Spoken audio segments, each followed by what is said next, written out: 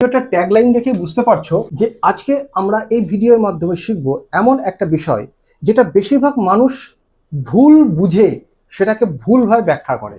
আজকের এই ভিডিওটা হওয়ার পরে আমি নিশ্চিত তোমরা আর এই ভুলটা করবে না। এটা কিন্তু এক্সামিনেশনে একটা ট্র্যাপ। এখানে ট্যাগলাইন দেওয়া আছে, এমন কিছু ভার্ব আছে যাদের পরে সরাসরি পার্সন পাবলিক অবজেক্ট বসে না। তাহলে কি বিষয়টা একটু জেনে নিই। দেখো, 4টে সেন্টেন্স দিয়েছি, একটা তোমাদের হোমওয়ার্ক দিয়েছি, তোমরা এটা করবে, করে অবশ্যই কমেন্টে জানাবে এবং ঠিক যার হবে তার নামটা আমি সেখানে অবশ্যই পরের ভিডিওতে নিশ্চিতভাবেই বলবো। The teacher explain us the problem. এবার এটা হবেটা কি এবং কেন হবে সেটাই ব্যাখ্যা করব। টিচার আমাদেরকে এই প্রবলেমটা ব্যাখ্যা করলেন। তোমার মনে হতে পারে এখানে কোনো ভুল নেই, ভুলটা এখানেই। দেখো, the teacher explained the problem to me. এবার প্রশ্নটা হচ্ছে কেন স্যার আপনি এটা লিখলেন বা এটা কেন আমি লিখলাম।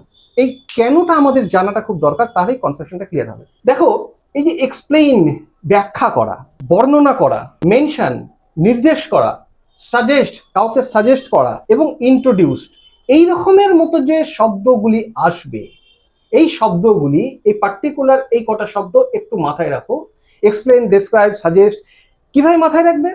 দেখো, এক্সপ্লেইন সবসময় আমাকে করা হয় না, এক্সপ্লেইন কোনো বিষয় নিয়ে করা হয়।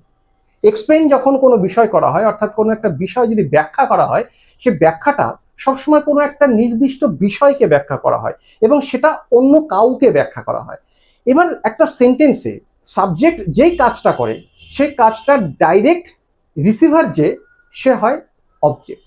অর্থাৎ ডাইরেক্ট অবজেক্ট কি হবে? যে ডাইরেক্টলি ওই সাবজেক্ট যে কাজটা করছে, সে কাজটার অর্থাৎ অ্যাকশনটা যে রিসিভ করছে। এখানে দেখো, এক্সপ্লেন করছে, এখানে এক্সপ্লেনটা একটা বিষয়কে করছে, তাই জন্য বিষয়টা আগে এলো। এবং বিষয়টা কাকে করছে? আমাকে করছে, তাই জন্য এরপরে টু যুক্ত হলো। তাহলে এই সমস্ত ক্ষেত্রে ফর্মুলাটা কি হবে? এই ওয়ার্ডসগুলোর পরে থাকবে থিং প্লাস টু, ঠিক এইটাই মাথায় রাখবে। এবার দেখো, ডেসক্রাইব মি দ্য পিকচার, আমাকে পিকচারটা বর্ণনা করো। এটা আমরা হয়তো অহরহ বলে থাকি, এটা কেন ভুল? পিকচারটাকে ডেসক্রাইব করতে বলা হয়েছে, আমাকে বলা হয়নি।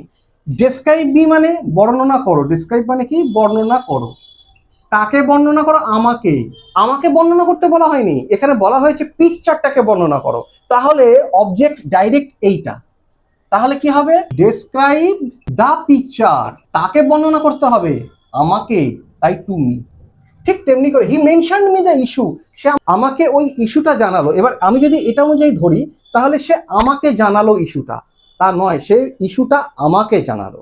তাহলে এখানে he mentioned the issue to me. ঠিক একইভাবে he suggested me a plan, সে আমাকে একটা প্ল্যান সাজেস্ট করলো। এবার এইভাবে আমি বলবো না, সাজেস্ট শব্দটার সঙ্গে এইভাবেই যুক্ত হবে, সে সাজেস্ট করলো একটা প্ল্যান আমাকে, সে সাজেস্ট করলো একটা প্ল্যান। সে কি সাজেস্ট করলো? সে একটা প্ল্যান সাজেস্ট করলো। অর্থাৎ এই বিষয়গুলো সে ডেসক্রাইব করলো, কি ডেসক্রাইব করলো? একটা পিকচার। সে মেনশন করলো, কি মেনশন করলো? একটা ইস্যু। তাহলে এখানে দেখা যাচ্ছে এই ওয়ার্ডসগুলোর পরে এই এক্সপ্লেইন, ডেসক্রাইব, মেনশন, সাজেস্ট বা ইন্ট্রোডিউস, এর পরে একটা বিষয় আসছে, একটা থিং আসছে, তাই থিংটাই হবে ডাইরেক্ট অবজেক্ট, সেখানে বসাতে হবে এবং তারপরে যাকে এই বিষয়গুলো মেনশন, ইস্যু বা ডেসক্রাইব বা এক্সপ্লেন বা ইন্ট্রোডিউস করা হবে, তার সামনে টু লাগাতে হবে। তাহলে এখানে কি হবে? হি সাজেস্টেড, কি সাজেস্ট করলো? আ প্ল্যান, কাকে? To me. তাহলে এবার এটা বলো তো, he introduced me his friend, এটা কি হবে? উত্তরে জানাও, he introduced me his friend. Actually আমি বলতে চাইছি সে তার বন্ধুকে আমাকে ইন্ট্রোডিউস করলো। তাহলে কি হবে? হ্যাঁ, নিশ্চিতভাবেই তোমরা সঠিকভাবে উত্তর দেবে আমি আশা করি।